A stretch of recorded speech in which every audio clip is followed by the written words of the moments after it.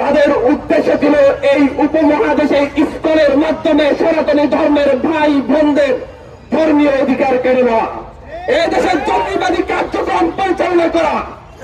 আপনারা যদি ইতিহাস লক্ষ্য করেন, রাজধানীর স্বামীবাগের সনাতনী ভাইদের মন্দির এই ইসকনের উগ্রবাদীরা দখল করে নিয়েছে।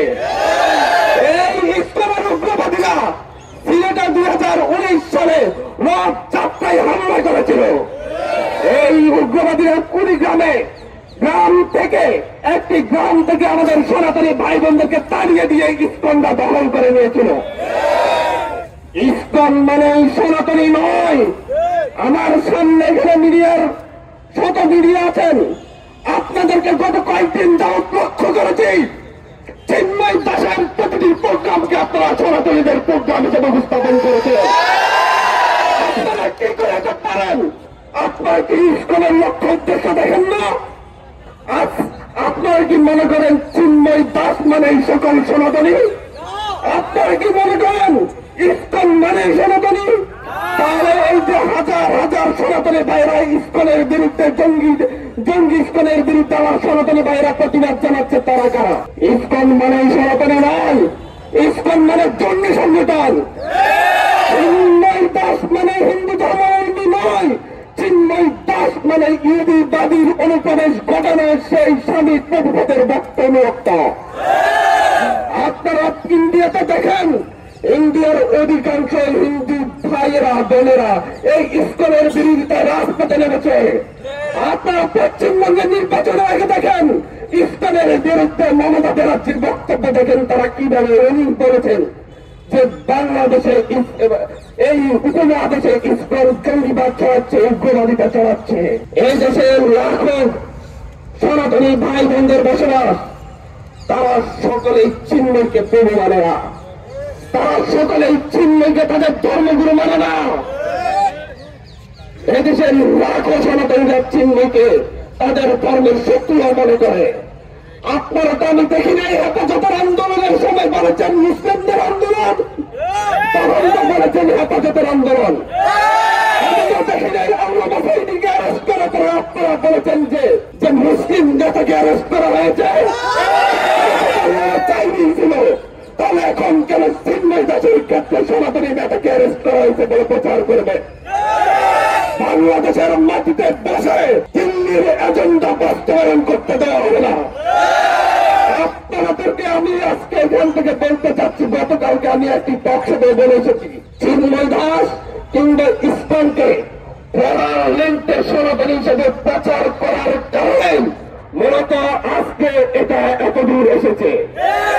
চিন্ময় দাস একটি গোষ্ঠী, বাংলাদেশের জামাতে ইসলাম যেমন একটি ধর্মীয় সংগঠন, বাংলাদেশে হেফাজতে ইসলাম যেমন একটি ধর্মীয় সংগঠন, বাংলাদেশে খিলাফত মজলিস যেমন একটি ধর্মীয় সংগঠন, চিন্ময়ের সেই হিন্দু জাগরণী মঞ্চ একটিমাত্র ধর্মীয় সংগঠন। এটা সকল হিন্দুদের প্রতিনিধিত্ব করে না। এই জঙ্গিবাদী এই সংগঠন দীর্ঘ সময় ধরে বাংলাদেশের শিশু কিশোরদের, কোমলমতি শিশু কিশোরদের তাদের উগ্রবাদিতায় লিপ্ত করার জন্য ষড়যন্ত্রে লিপ্ত ছিল। তারা শুধুমাত্র এদেশের মুসলিমদের উপর আঘাত করেনি, তারা দীর্ঘ সময় ধরে এদেশের আবহমান কাল ধরে চলে আসা বিভিন্ন সনাতনী ধর্মের মন্দিরগুলোতে হামলা করেছে। এই ইসকনের সদস্যরা আজকে শুধুমাত্র এখানে আমাদের আলিফ ভাইকে হত্যা করেনি, আপনারা ভুলে যাবেন না পাহাড়ি অঞ্চলে মুসলিম একজন ইমামকে হত্যা করেছিল। ইতিহাস দেখে দেখে কেন এই জঙ্গিবাদী ইসকনের বিরুদ্ধে ইসকনকে নিয়ে কেন নিউজ কভারেজ হয় না? কেন তাদের লক্ষ্য উদ্দেশ্য ধরে ধরে কেন নিউজ কভারেজ হয় না? কেন একটি টেলিভিশন বলবে কোটেশন ছাড়াই তাদের মতো উল্লেখ করে বেঁচে আছে আলিফকে হত্যা করেছে মুসলিম আইনজীবীরা, হিন্দু মেনে হত্যা করেছে, এই কথা কিভাবে আসবে? এটা উদ্দেশ্য প্রণোদিত ভাবে হয়েছে।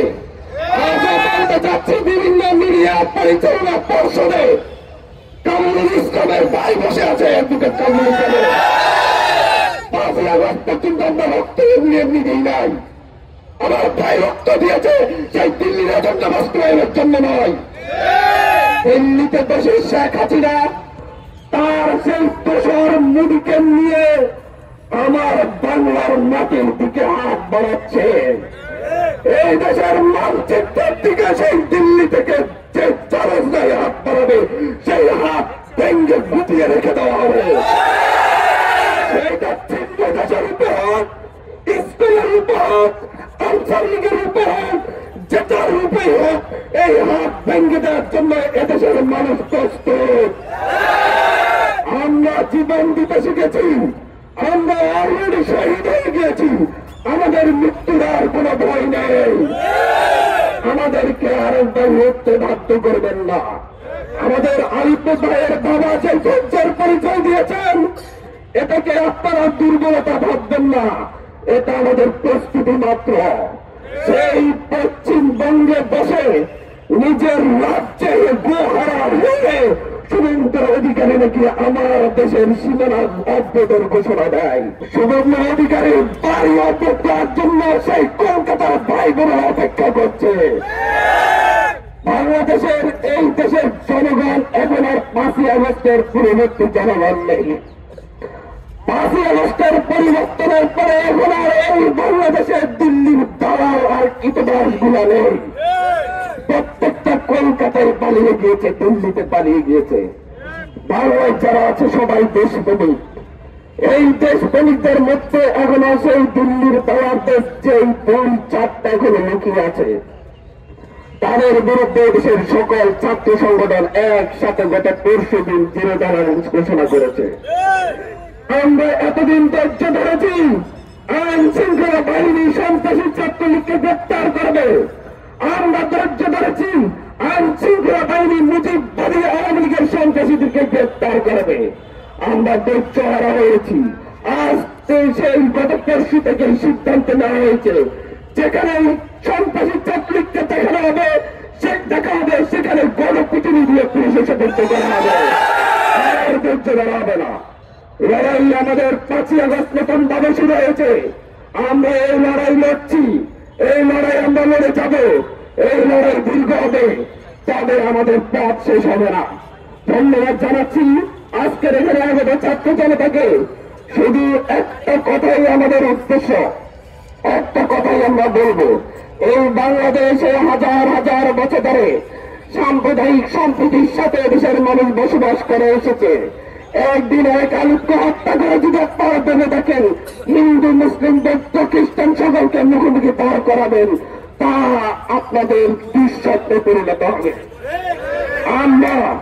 আমরা জীবন দিয়ে হোক এদেশের স্বাধীনতা সার্বভৌমত্ব রক্ষা করবো।